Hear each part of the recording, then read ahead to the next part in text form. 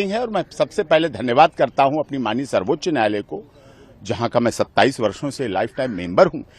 यहां उन्होंने बिल्कुल निर्भीकता, निष्पक्षता, निडरता के साथ बहुत जल्दी सुनवाई लगाई, जैसा जनरली नहीं सुनवाई हो पाती, लेकिन क्योंकि धार्मिक भावनाएं हैं, सवाल हैं लोगों के। वैसे तो ये वक्फ का अमेंडमेंट एक्ट बिल लोकसभा द्वारा पास हो चुका, उसके बाद राज्यसभा द्वारा पास हो चुका।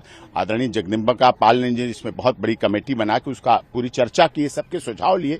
All India Muslim personal law board ने भी दिया, देश के महामहिम राष्ट्रपति ने उस पर मोहर लगाई, अन्य राज्यों ने भी मोहर लगाई। वेस्ट बंगाल की अपनी हमारी बहन ममता दीदी जी उससे कुछ नाराज हैं, उनकी आपत्ति है, तो उनकी आपत्ति और ऐसे कुछ लोगों की जिनकी भी आपत्ति है, आपत्ति तो होगी, यही तो लोकतंत्र की परिभाषा है। कोई कहेगा इसमें कुछ गलत है, कोई कहेगा सही, लेकिन ज्यादातर लोगों ने लोकसभा, राज्यसभा और देश के महामहिम राष्ट्रपति जी ने उसको बहुमत से पास किया है।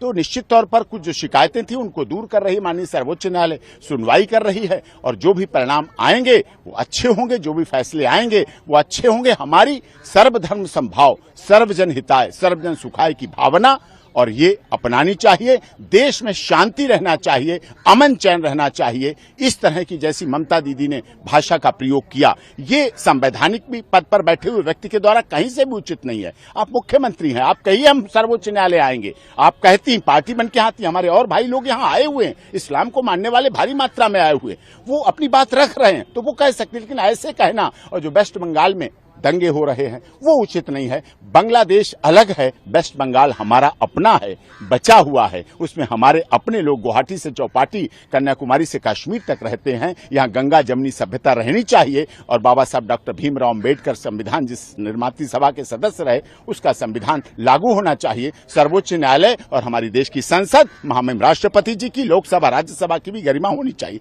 देश के नेता प्रतिपक्ष राहुल गांधी जी को लगा इसमें कुछ गलत नहीं है, उन्होंने इस पर जवाब नहीं दिया, उसने चर्चा पे भाग नहीं लिया, उन्होंने नहीं बोला। उनकी बहुत प्रिय बहन, हमारी बहन प्रियंका गांधी जी नई सांसद बनी, लोकसभा में होना चाहिए, उन्हें बोलना चाहिए, वो नहीं थी वहां, वो विदेश में थी। इसका मतलब उन्हें लग रहा होगा सही, लेकिन फिर भी कुछ लोगों को जो आपत्ति है, कुछ लोगों का जो विरोध है, वो विरोध जायज हो सकता है उनका, उसका फैसला माननीय सर्वोच्च न्यायालय कर। पर्सनल तौर पर क्या लगता है इसमें कम ठीक है?